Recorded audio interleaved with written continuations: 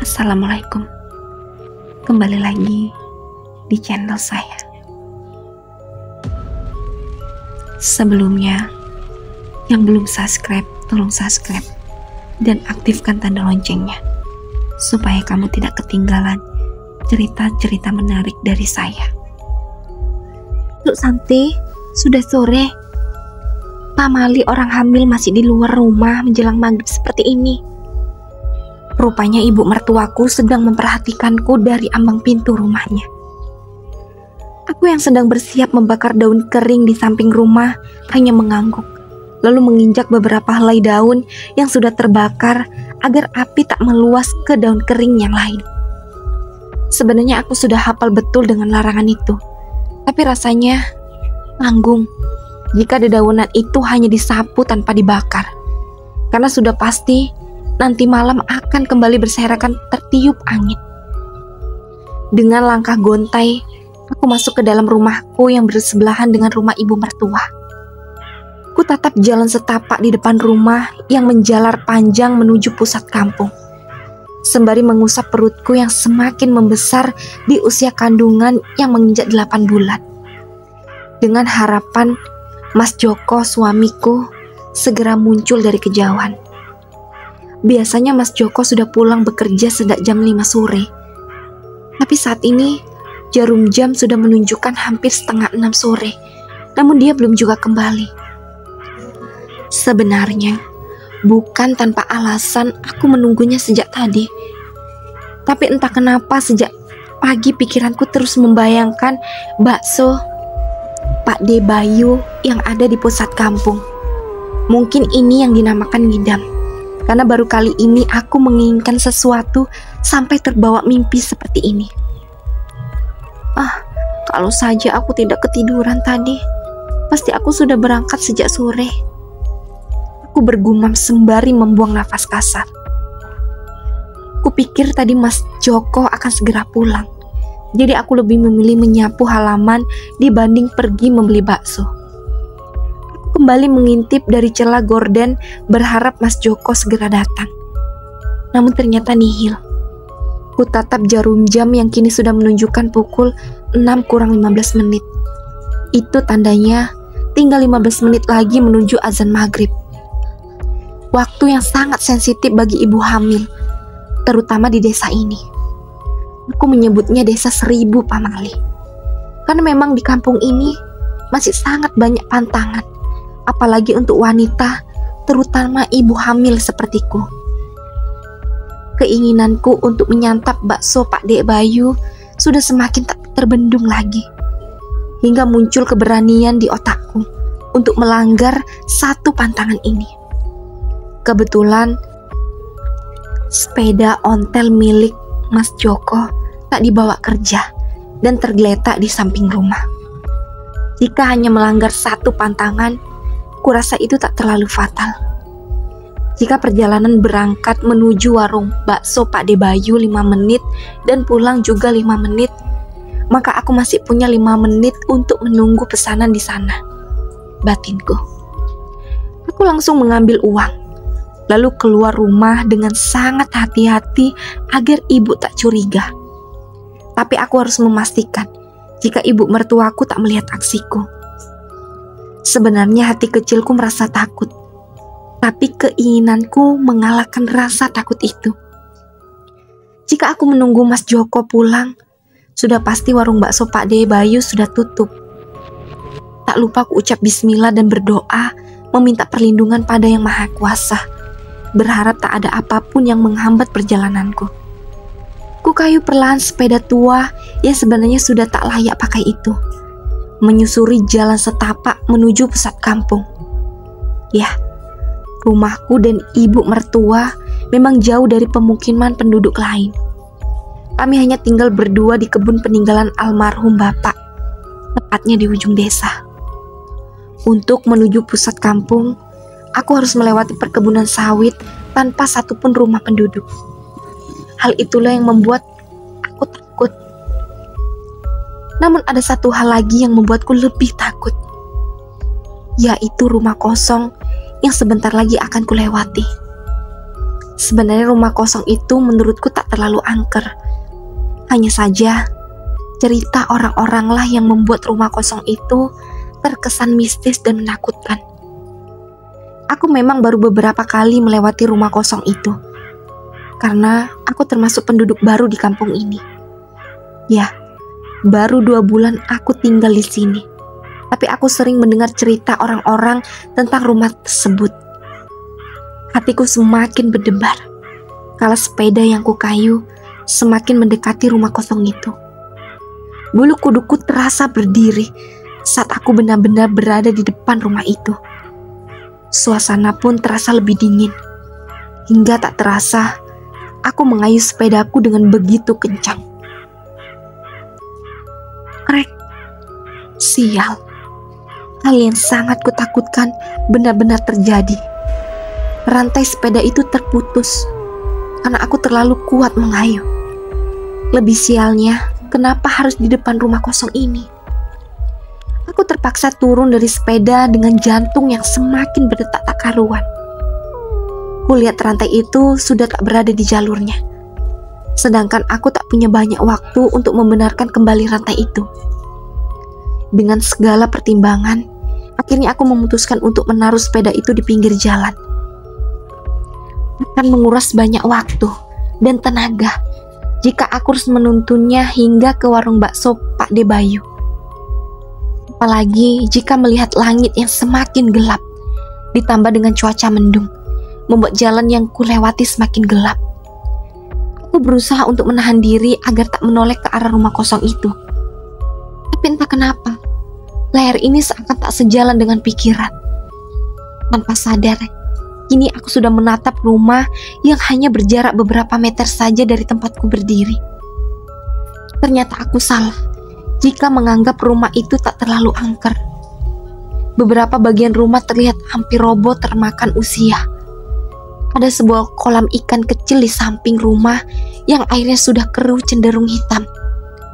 Beberapa bagian dinding yang terbuat dari anyaman bambu juga sudah bolong disantap rayap, sehingga aku bisa melihat sedikit bagian dalam rumah. Rumput liar juga sudah menjalar di lantai. Tidak adanya lampu sebagai penerangan membuat rumah itu semakin menakutkan di mataku. Dadaku berdegup 2 kali lebih cepat saat samar-samar kulihat sosok berbaju hitam di samping kolam. Sosok itu bersembunyi di balik pohon besar sedang memperhatikanku dari kejauhan. Kupanjatkan segala doa yang bisa di dalam hati. Ingin rasanya aku berlari, tapi entah kenapa kaki ini terasa sangat berat untuk pergi dari sini. Kilatan cahaya dari langit membuat sosok hitam yang kulihat semakin jelas. Sosok itu tinggi kurus, menggunakan kebaya berwarna hitam dipadukan dengan kain jari dengan warna senada. Aku tak bisa melihat wajahnya karena dia terus menunduk. Di tangan kanannya terdapat kampak besar dengan ujung mengkilap. Sedangkan di tangan kiri seperti sedang menggendong sesuatu, namun tak jelas karena terhalang batang pohon. Astagfirullah. Aku memegangi perut buncitku begitu erat. War! Petir menyambar begitu keras, membuat aku sejenak menutup mata karena kaget. Namun saat mata kembali terbuka, sosok hitam itu tiba-tiba menghilang begitu saja. Kesempatan itu kugunakan untuk pergi dari sini. Namun aku bimbang antara pulang atau melanjutkan perjalanan. Nanggung sudah sampai di sini. Lebih baik aku lanjutkan saja. Tekadku sudah bulat. Semoga saja nanti aku bertemu Mas Joko di jalan agar aku pulang sendiri. Aku kembali berjalan secepat yang ku bisa. Keringat sudah mulai membanjiri punggung dan keningku. Seiring usia kandungan yang semakin membesar, aku jadi lebih cepat lelah dan sesak. Ditambah lagi, bulu kuduku yang tak berhenti meremang sejak melihat sosok tadi. Bahkan sampai saat ini, aku masih merasa ada yang mengikutiku dari belakang. Namun aku tak berani menoleh. Untayan doa tak berhenti kuucapkan sembari memegang perut. Hari semakin gelap, diiringi petir dan kilatan cahaya pertanda hujan tak lama akan turun mengguyur bumi. Suara jangkrik dan kawannya terus bernyanyi dari kanan dan kiri jalan, seakan meledekku yang kini pucat pasi ketakutan. Secercah harapan mulai terasa saat kelap-kelip lampu rumah warga mulai terlihat dari kejauhan. Aku semakin majukan langkah menuju tempat tujuan. Akhirnya, warung bakso Pak De Bayu terlihat juga. "Pak De, bakso 1," ucapku dengan nafas tersengal. Aku duduk di kursi pelanggan, sembari menyeka keringat yang sejak tadi tak kunjung mengering.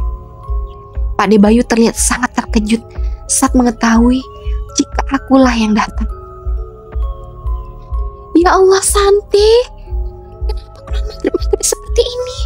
Amale, kan kamu sedang mengandung," ucapnya dengan wajah tegang. "Santi ngidam bakso Pak De Bayu sejak pagi," balasku dengan wajah tertunduk. Karena aku tahu betul apa yang kulakukan ini sangat fatal di desa ini. Setiap daerah pasti memiliki aturan masing-masing. "Kenapa tidak suruh Joko saja?" ungkapnya lagi dengan nada yang masih terdengar sedikit marah.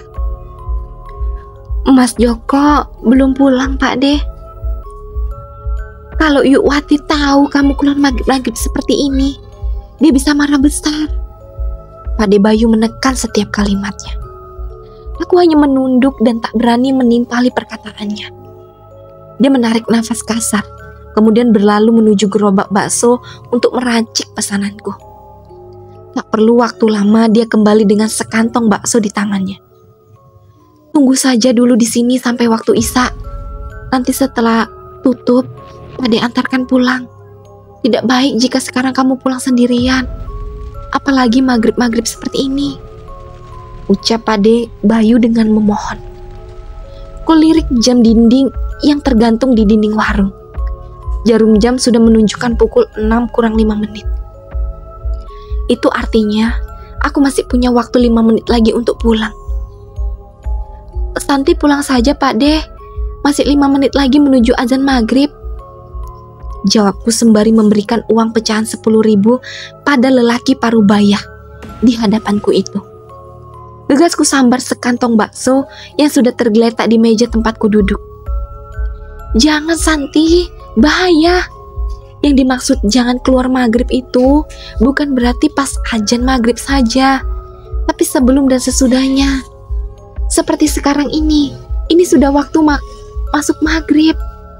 Apalagi jalan menuju rumahmu itu harus melewati rumah kosong itu.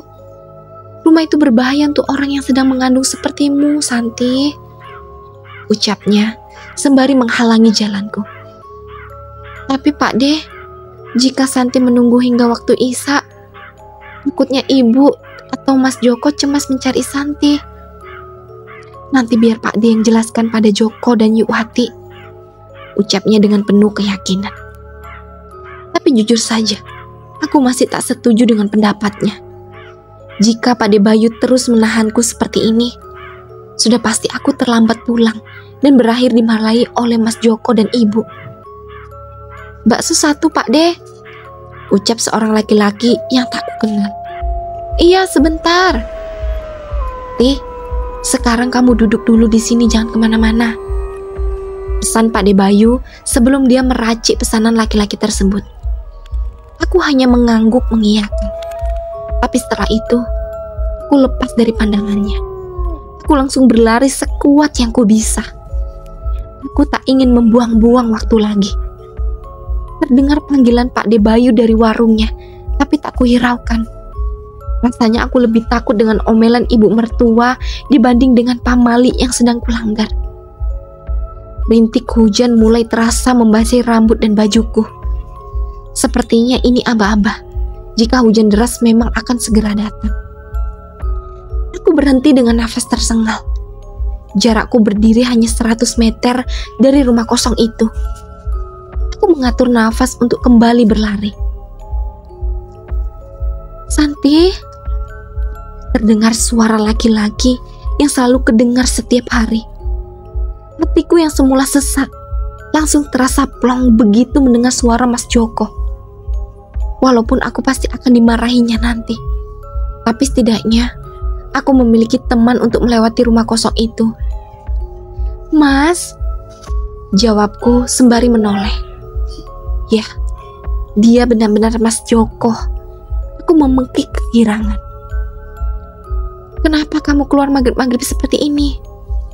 Mas Joko melajukan langkahnya ke arahku.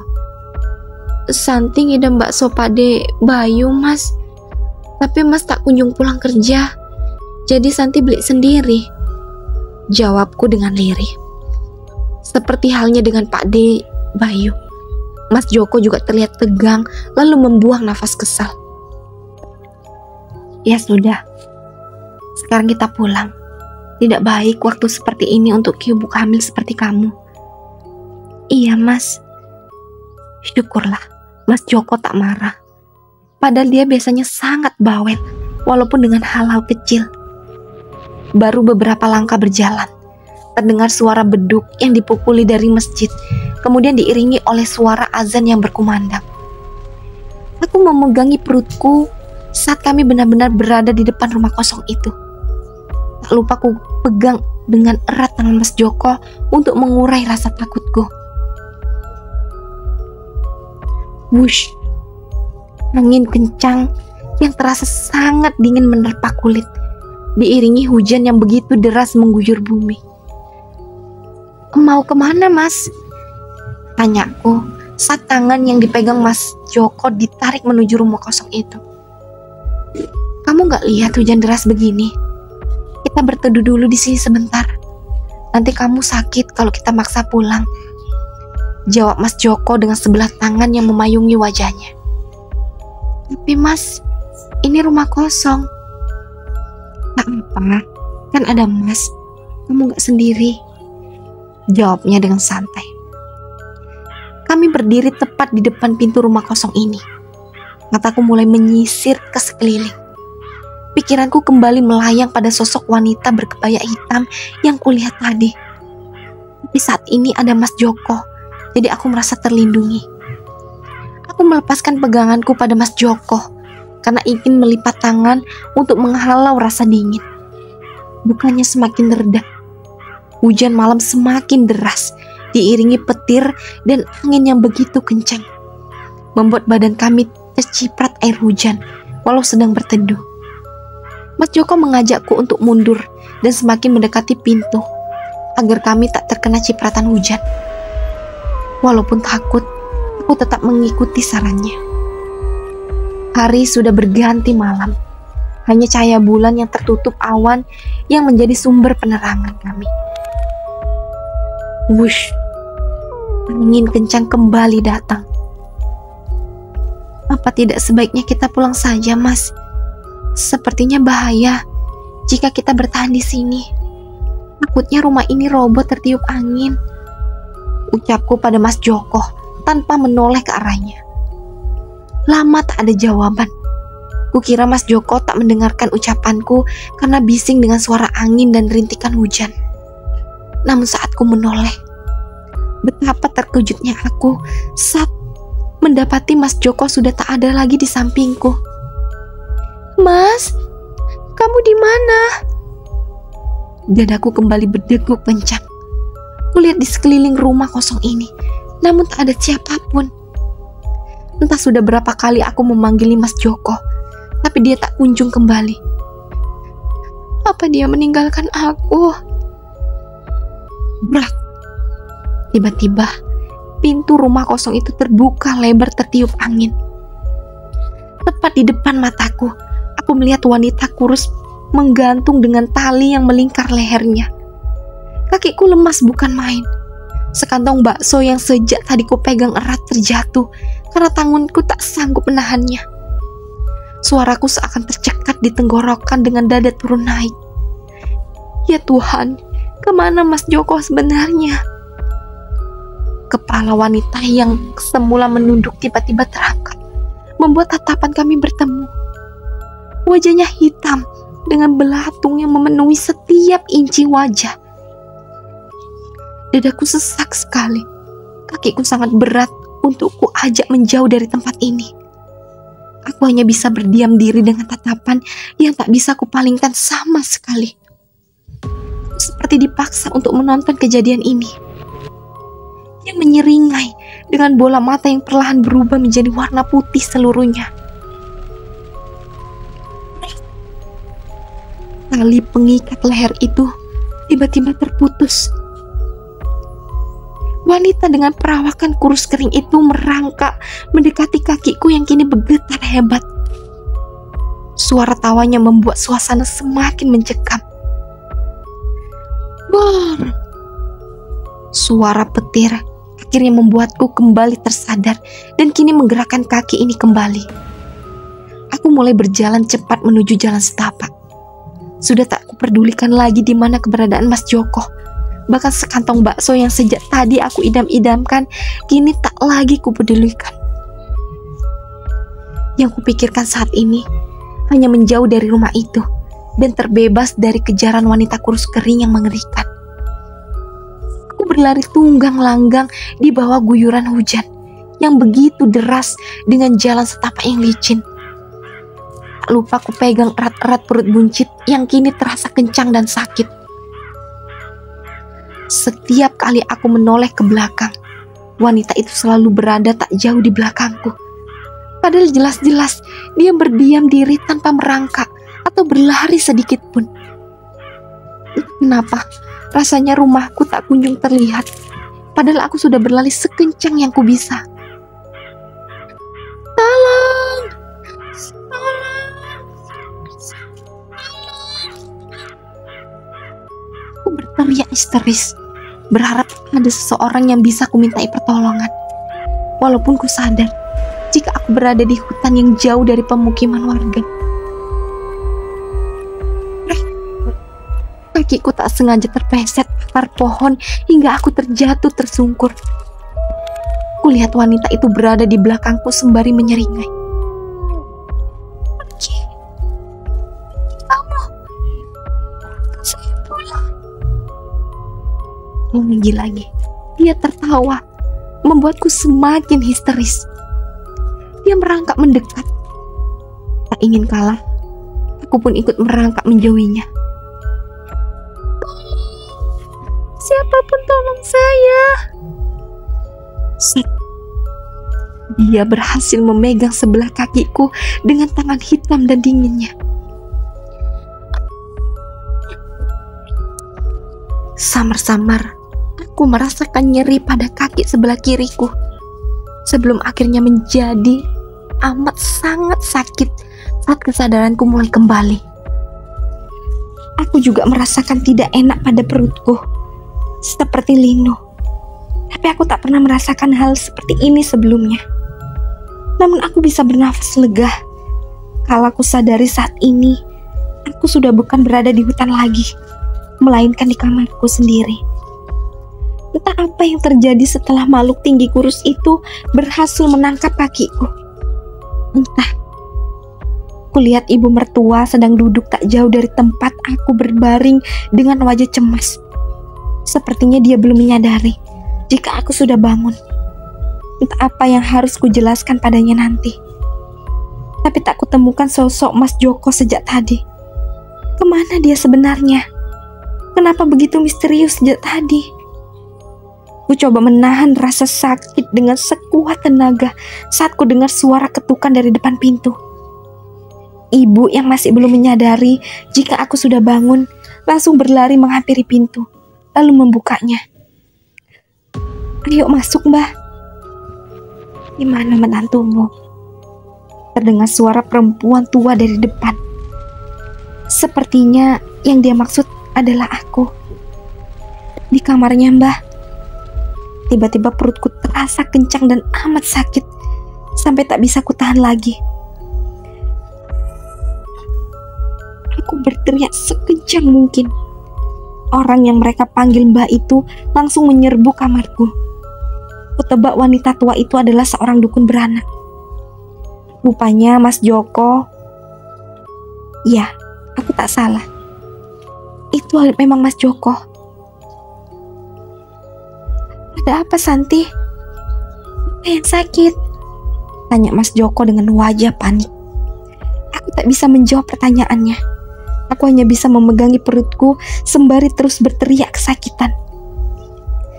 Bagaimana ini, Mbah? Ada apa dengan istri saya? Biar aku periksa dulu. Wanita tua itu mendekat dengan fokus yang terus mengarah ke perutku. Perlahan dia mengarahkan tangannya ke perutku dengan mulut yang tak berhenti komat-kamit. Entah apa yang dia baca, aku pun tak mengerti. Tapi saat tangannya menyentuh perut, aku merasakan sakit yang luar biasa, bahkan lebih sakit daripada sebelumnya.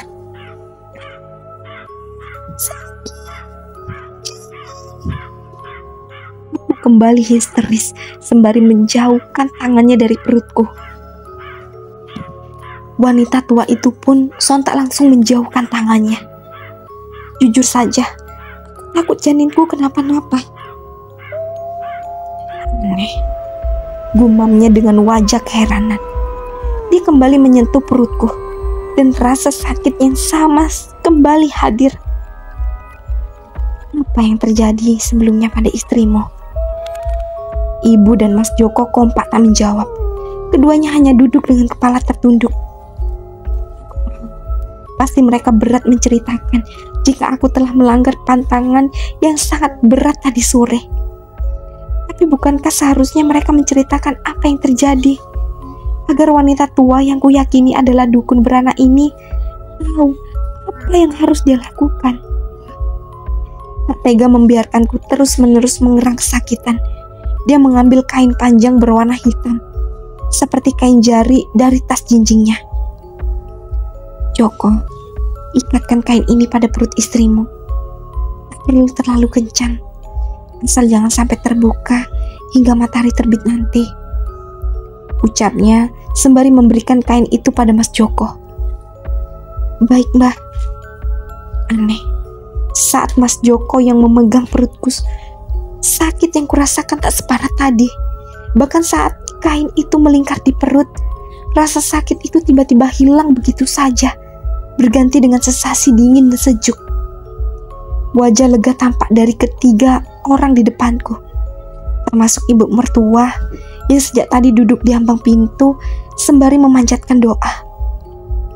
Baru saja aku merasa nyaman dengan perutku, tiba-tiba kaki kiriku kembali terasa sakit, sehingga aku kembali histeris dibuatnya.